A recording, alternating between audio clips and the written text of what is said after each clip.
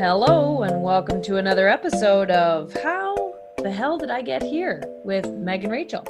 Thanks for joining us today. On the show today, we have Kristal Hamm.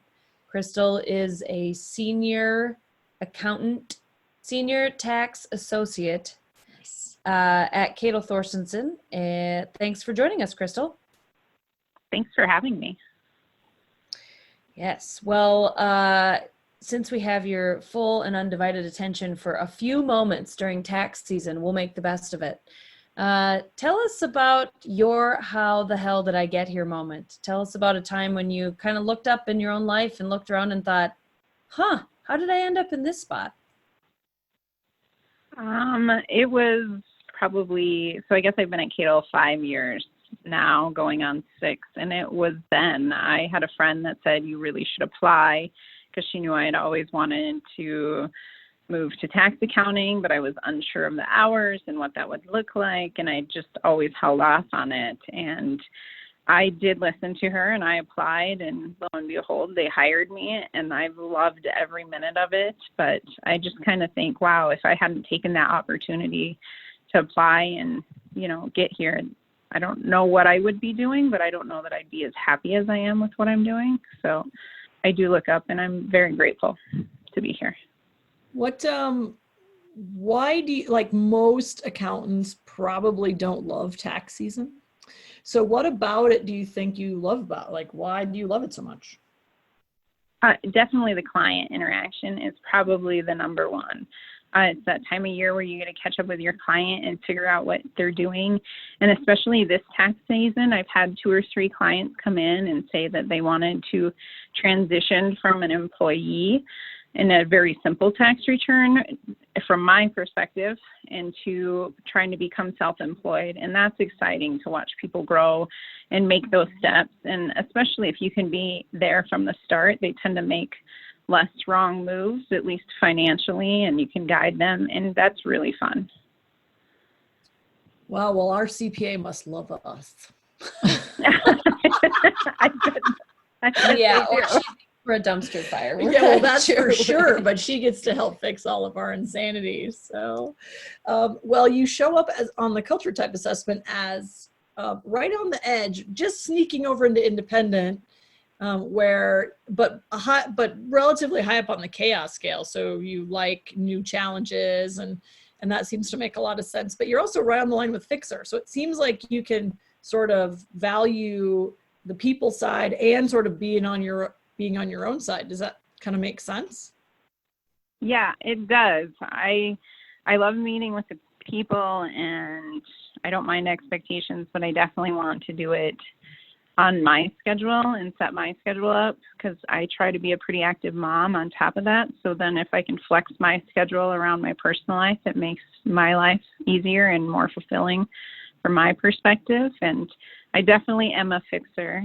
I'm in the process of trying to plan a trip with friends, and I tend to be usually in the lead on those to make sure that the I's are dotted and the T's are crossed, so we know where we're going and when. And if something comes up, I usually tend to be the one to fix it.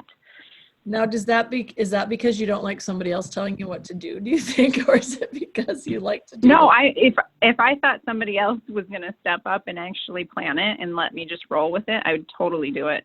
Like, my sister's very, very organized, and I would let them. I usually this is how it rolls in my head. I step back and I look around and I figure, I'm like, nobody's making decisions.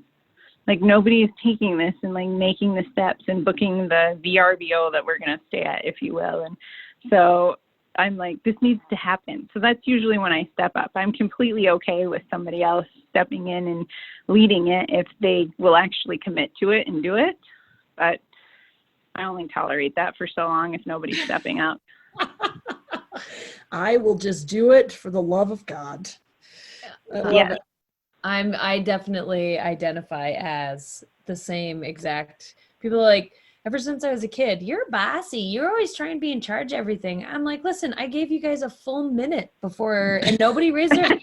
So yes, I'll just take care of it. I don't have time to wait for you people to decide what's going to happen. Yeah, boy, that's the truth.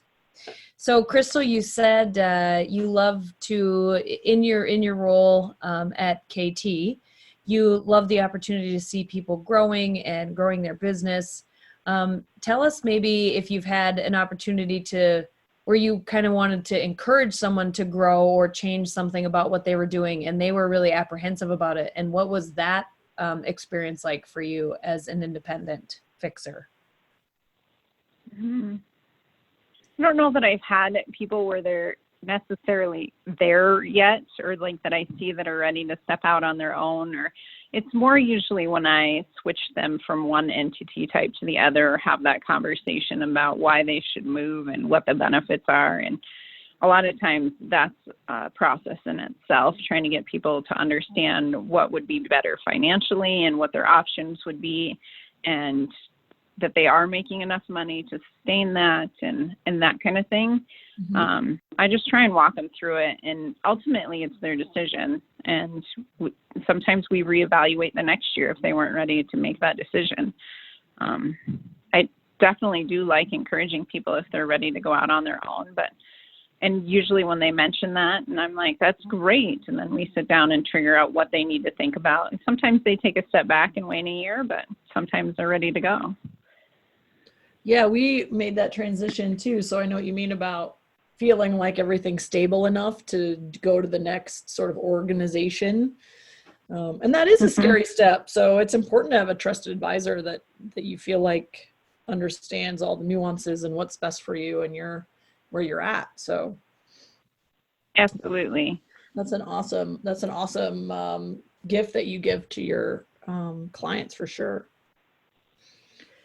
So, Kristal, it sounds like your first or second, hard to say, your other job is being an active mom. So what advice would you give to anyone who is a chaos tolerant, independent mom or parent working a job like in accounting where it's tax season, and also trying to make it to all the hockey games and whatever else you got going on? Man, I don't know. I don't know, honestly. I just make it work, I guess. I know that I don't want to miss those. I mean, I already look up and my 11-year-old about looks me in the eye. And so it's not very hard for me to picture him gone in a few years, which is admittedly still like 8 years. But I just feel like, where did time go already? So I want to make sure that I'm there for it. And I definitely want to move up in my company and keep working that way. And over the last year, I realized that might be a little bit slower pace than the person next to me that maybe doesn't have kids, or maybe that desire to be everything that their kid does. But that's okay. Everybody has what's their own journey and what's okay for them and what's not. And neither of them are right or wrong. So I would just say whatever feels right to you and what's important to you, to go after it. And if you have to have conversations with your supervisors on how that looks and what that looks like to you and for them, then have those conversations. And I've had a few of them here at Ketel Thorstenson, and so far I believe it's been working out for both of us. I leave every day from my physical location at my work by 3 o'clock so I can pick up my kids, and I usually run them around at night for their activities, or maybe sometimes we don't, but then I'm working from home or maybe out in the truck at a hockey practice for an hour. You know, I just find time and make it work. Not every day is perfect, and sometimes you go one way and think that's the best deal, and 2 days later you realize you should have done it the other way. I don't know. Right. I just try and make it work for what's important for my life and what I value. Yeah, I think that ability to be chaos tolerant probably helps you a lot, because then that does let you reflect and say, well, maybe that wasn't right. I'll do it differently next time, instead of maybe getting stuck in sort of the same routine that might not work. I can see that. I feel like sometimes I have the same issue and I go at it differently every time because I'm trying to tweak it every time. Like, well, that kind of works, but I wonder if I did it this way, if it would work better. Could I make up 3 minutes if I did this differently? Yeah. 3 minutes is a lot of time during tax season. Yeah. Right? Oh, it's awesome. The rest of the year, you're like, oh, I only have 3 minutes, so I can't get anything done. And you're like, I think I can answer this email. It's a different mindset, and it's pretty amazing. You can see the whole firm transition on it. So Well, we'll make sure to stay out of the way of everybody. Yeah. For sure. Yeah. All right. Well, Kristal, thank you so much for joining us on the How the Hell Did I Get Here show. We very much enjoyed visiting with you, and we'll see you at the next time. After tax season. After tax season. We'll see you in April. sounds good. Thank you so much for having me. Mm-hmm. Have a great day. Lead powerfully. Change the world.